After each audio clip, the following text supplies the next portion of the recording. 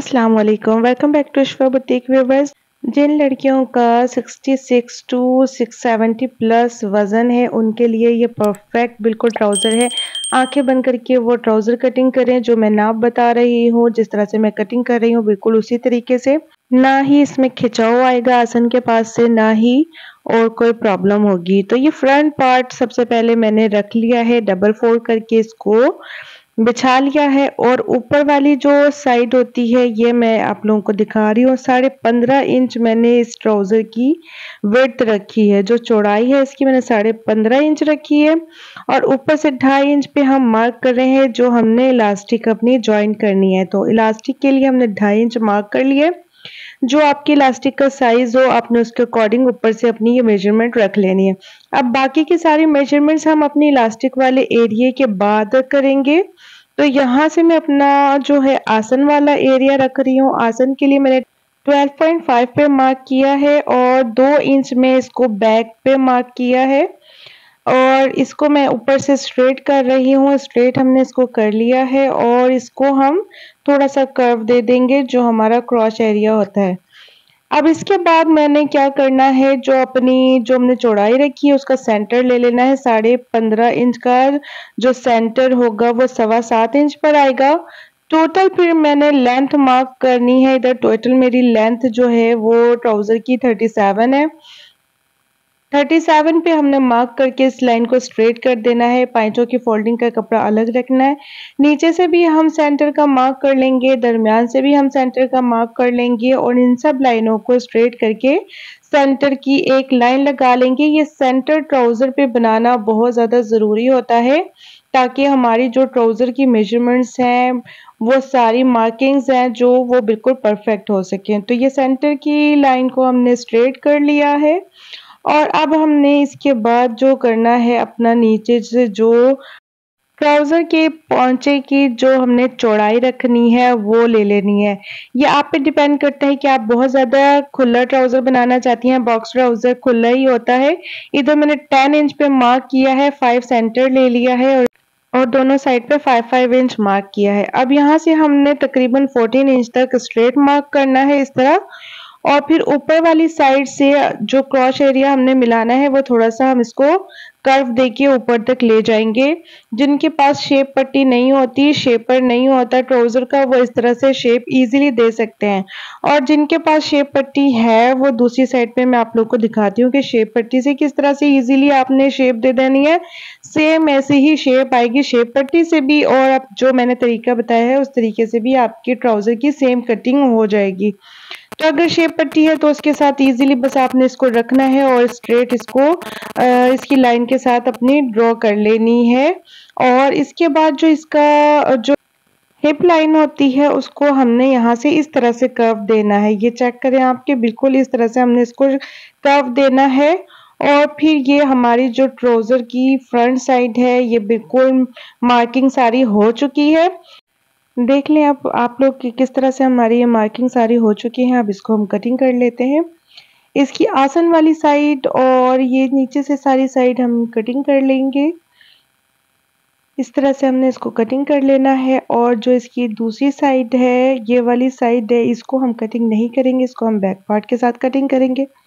तो back part हमने बिछा लेना है। अपना बैक पार्ट जो मैंने अपना रखा है, तो यहाँ पर मसला ये आया है कि मेरा बैक पार्ट का जो कपड़ा था वो थोड़ा सा कम पड़ रहा था और चूंकि हम बैक पार्ट थोड़ा सा बढ़ा के रखते हैं, तकरीबन 2 से 2.5 इंच हम बढ़ाते हैं, तो वो पार्ट हमारे पास नहीं था जो सिर्फ आसन की जगह पर हमें चाहिए था। तो उसके लिए मैंने क्या किया कि थोड़ा सा ये फैब्रिक लेके इसको यहाँ पर हमने ना जॉइंट कर लेना है। अब क्या करें कि अब हमारे पास कपड़ा ही कम आना शुरू हो गया है ट्राउजर्स का, तो इसके लिए फिर मैंने यहाँ पर जॉइंट कर लिया। बिल्कुल थोड़ा सा जॉइंट आएगा यहाँ पर जो पता भी नहीं चलेगा, तो इसलिए मैंने इसको यहाँ पर जॉइंट किया। पूरा जॉइंट नहीं किया क्योंकि ये कटिंग हो जाना था ऊपर से। इसके बाद हमने अपना फ्रंट पार्ट उठा लेना है। फ्रंट पार्ट को इस तरह से बैक पार्ट पे रखना है कि ऊपर से हमने 2.5 से 3 इंच, पौने 3 इंच का फासला छोड़ना है। जो ज़्यादा थोड़ी सी हेल्दी होती हैं हिप लाइन के पास से, उन्होंने 3 इंच नीचे रखना है और जो थोड़ी कम हैवी होती है वो 3 इंच रख लेंगी। और इस तरह से आसन का जो एरिया है, क्रॉच एरिया है, उसको हमने स्ट्रेट कर लेना है और यहाँ से हमने इसको इसी तरह से राउंड कर देना है जिस तरह से फ्रंट पार्ट पे किया था। तो ये बहुत ही इजीली है कि जहाँ से हमारा फ्रंट पार्ट का आसन का एंड है वहां से ही हमने बैक पार्ट के ऊपर से बिल्कुल स्ट्रेट कर लेना है। यहाँ पर जो हमने थाइस रखनी है वो फ्रंट पार्ट से 2.25 इंच बढ़ा के रख लेनी है। इस वाली साइड से हमने 2 इंच पे मार्क करना है और जो इसकी नीचे वाली साइड होगी वहां पे हमने 1.5 इंच का मार्क करना है। इन लाइंस को हम स्ट्रेट कर लेंगे, मार्किंग्स को हम जॉइंट कर लेंगे। तो ये हमारी बैक पार्ट की कर्व हो जाएगी जो बिल्कुल परफेक्ट हमारी तैयार होगी। तो इस तरह से हमारी ये सारी मार्किंग्स हो चुकी हैं बैक पार्ट की भी। इनको हम कटिंग कर लेते हैं। इस तरह से हमने इसको कटिंग कर लेना है और बहुत ही परफेक्ट ये आपकी ट्राउजर कटिंग हो जाएगी।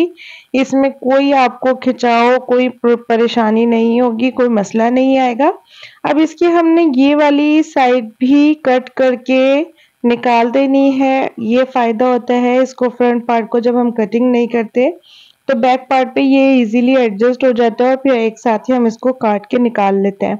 इसकी साइड भी जो हमारी रह गई थी फोल्ड की थी तो वो भी हम कट कर लेंगे। अभी इसका एक और काम है, जो ये बैक पार्ट होता है इसको हम 3 इंच सिर्फ आसन के ऊपर से ऊपर उठाते हैं, लेकिन साइड से ये बिल्कुल बराबर होता है फ्रंट पार्ट के, तो ये तिरछी इसकी हम कटिंग कर लेते हैं। तो ट्राउजर हमारी जनाब हो गई है बिल्कुल परफेक्टली कटिंग। तो इसका हम सबसे पहले अब स्टिचिंग में क्या करते हैं, आसन को ज्वाइन करते हैं। जो हमारा क्रॉच एरिया होता है इसको पहले हम ज्वाइन कर लेते हैं। तो इस तरह से हमने इसको फ्रंट पार्ट को उठा के पहले उसको ज्वाइन कर लेना है इनके आसन को मिला के, और उसके बाद जो है ना बैक पार्ट के आसन को भी हमने इसी तरह से ज्वाइन कर लेना है। तो ये करने के बाद हमने क्या करना है, इसको सीधा कर लेना खोल के यानी के, और इस तरह से इसके फ्रंट पार्ट को और बैक पार्ट को उठा के इस तरह से जो इनकी साइड्स है इनको मिला के ज्वाइंट कर लेना है। तो इनकी साइड्स ज्वाइंट कर लेंगे, दोनों साइड्स हमने इस तरह से ज्वाइंट कर लेनी है फ्रंट और बैक पार्ट को रख के। और फिर इसके बाद जो हमारा इसका ट्राउजर का निचला वाला हिस्सा होता है पोंचे वाला, इसको हमने फोल्ड कर लेना है जितना हमने लेंथ का एरिया रखा था। उसके बाद जो फोल्डिंग का एरिया रखा था इसको हमने फोल्ड कर लेना है। अब यहाँ पर आप लोगों की चॉइस है कि इधर आप कोई डिजाइनिंग करना चाहते हैं तो वो आप कर सकते हैं। इस पर मैं कोई डिजाइनिंग नहीं कर रही हूँ, तो आप लोगों की मर्जी है। अगर आप कोई डिजाइनिंग करना चाहते हैं तो वो डिजाइनिंग करने के बाद आप पांचे फोल्ड करेंगे। पांचे फोल्ड करने के बाद अपने ट्राउजर को हमने इस तरह से डबल फोल्ड करना है और इस तरह से हमने इसकी जो साइड्स की सिलाइयाँ होती हैं जो कंप्लीट एक साइड से होती हुई दूसरी साइड पे जाती हैं वो हमने कर लेनी है। तो ट्राउजर का निचला हिस्सा हमारा बिल्कुल रेडी हो जाएगा। इस तरह से हमने इसको आसन से गुजारते हुए दूसरी साइड पर नीचे ले आना है और यहाँ पर हो जाएगी हमारी सिलाई एंड। अब हमने क्या करना है, इलास्टिक ज्वाइन करना है। इलास्टिक के फ्रंट पार्ट पे हमने टफ ले लेनी है जिसकी मैंने 10 इंच रखी है लेंथ, और जो इलास्टिक मैंने ली है वो 22 से 24 इंचेस हम ले सकते हैं। तो यहाँ पर मैंने जो 10 इंच की टफ ली है इसको सेंटर करना है। सेंटर से रख के इस तरह से हमने इसको मार्क करके इसको प्रेस करके अपनी जो है ना टफ को पेस्ट कर लेना है। अच्छी तरीके से हम इसको पेस्ट कर लेंगे। उसके बाद हम आ जाएंगे अपनी मशीन की तरफ। तो मशीन पे आके हमने सबसे पहले क्या करना है, अपनी जो इलास्टिक है इसको यहाँ से फिक्स कर लेना है। जो अपनी टफ जहाँ पर एंड हो रही है वहाँ पर एक साइड इलास्टिक के फिट कर लेनी है और जो दूसरी साइड है इलास्टिक की इस तरह से बिल्कुल स्ट्रेट लाते हुए कि इसमें कोई बल ना पड़े, उसको भी लाकर यहाँ पर हमने ज्वाइन कर लेना है। ठीक है, तो इसको हमने ज्वाइन करने के बाद क्या करना है, इलास्टिक को कर देना है और इसके पूरे राउंड कर देना है, इस तरह से पीछे कर देना है। और इसके बाद जो हमने ना अपनी ये वाले इलास्टिक वाला एरिया था उसको हमने फोल्ड करके स्टिचिंग कर लेनी है। तो ये लास्ट हमारा जो काम होगा, इसके बाद जो है हमारी ट्राउजर बॉक्स ट्राउजर बिल्कुल रेडी हो जाएगी। इलास्टिक को अंदर देते हुए हमने इस तरह से स्टिच करना है कि जो हमारी सिलाई के बीच में इलास्टिक नहीं आनी चाहिए वरना काम ख़राब हो जाएगा, इसलिए बिल्कुल भी इलास्टिक आपकी सिलाई में नहीं आनी चाहिए। और इस तरह से चलते हुए हमने बिल्कुल जैसे हम अपना नेफ़ा फ़ोल्ड करते हैं आम शलवारों का, बिल्कुल इसी तरह से इसको फ़ोल्ड करना है। और लास्ट में हम इसके यहाँ पर आ जाएँगे, थोड़ी-थोड़ी चुनट आती जाएगी इलास्टिक की वजह से, तो ये इससे परेशान नहीं होना। उसके बाद लास्ट में हमने इसकी सेंटर में एक और सिलाई दे देनी है और बॉक्स ट्राउज़र हमारी बिल्कुल रेडी हो चुकी है।